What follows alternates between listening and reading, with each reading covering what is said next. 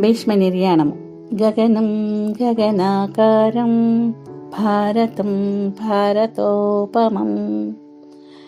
ఆకాశాన్ని ఆకాశంతో మాత్రమే పోల్చగలం, మరో దానితో పోల్చటం కుదరదు. అలాగే భారతాన్ని కూడా భారతంతోనే పోల్చగలం.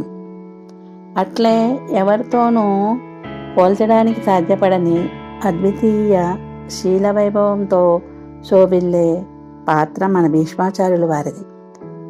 భీష్ముడు అనన్య కృష్ణ భక్తుడు అయినప్పటికీ లోగడ తాను చేసిన ప్రతిజ్ఞకు కట్టుబడి కౌరవుల కొరకు, అంటే తన ఆరాధ్య దైవమైన కృష్ణునిపైనే బాణాలు వేయవలసి వచ్చింది. భీష్ముడు సంగరహితుడు, తామరాకుపైనున్న నీటి చుక్క వలె అట్టి సంగరహితుడు, అహంకృతి ధూరుడు. ఈ లోకాలన్నిటినీ హతమార్చినను అతనికి ఏ పాపము అంటదు. శరతాల్పగతుడై ఉన్న భీష్ముని వద్దకు పాండవులు, శ్రీకృష్ణుడు కలిసి వెళ్ళారు. భీష్ముడు ఆకాశం నుండి నేలకూలిన దేవత వలె ప్రకాశిస్తున్నాడు.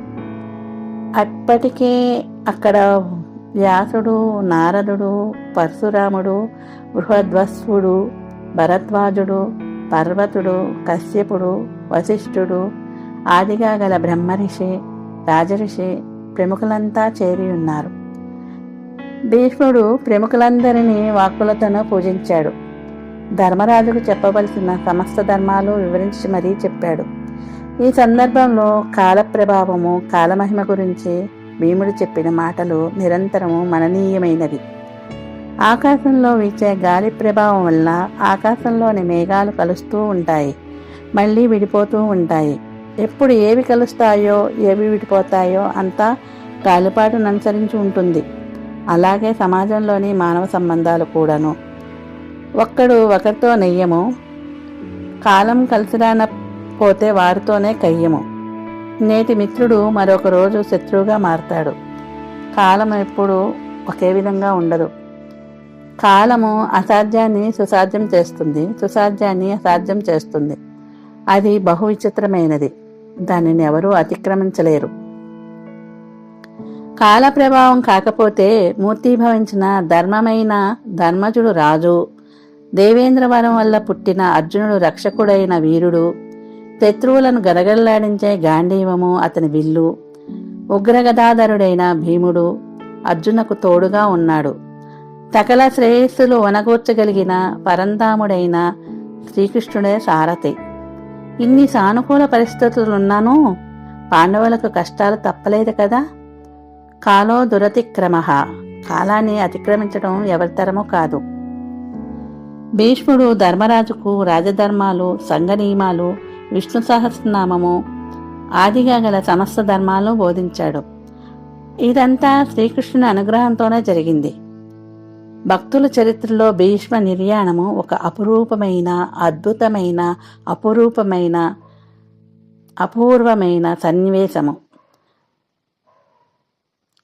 పంచపాండవులు, వ్యాసుడు, నారదాది బ్రహ్మ ఋషులు, రాజఋషులు సమక్షంలో తన ఇష్టదైవమైన శ్రీకృష్ణుని కన్నులారా చూస్తూ మనసారా స్తుతిస్తున్నాడు.